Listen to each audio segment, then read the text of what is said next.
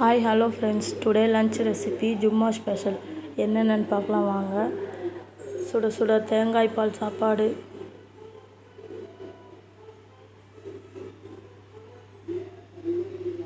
அதுக்கு பர்ஃபெக்டான காம்பினேஷன் மீன் குழம்பு.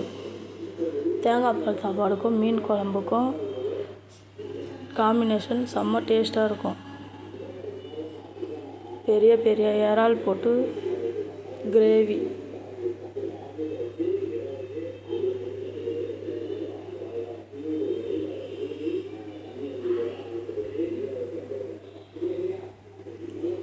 நல்லா நிறைய மசாலா போட்டு மீன் வறுவல்,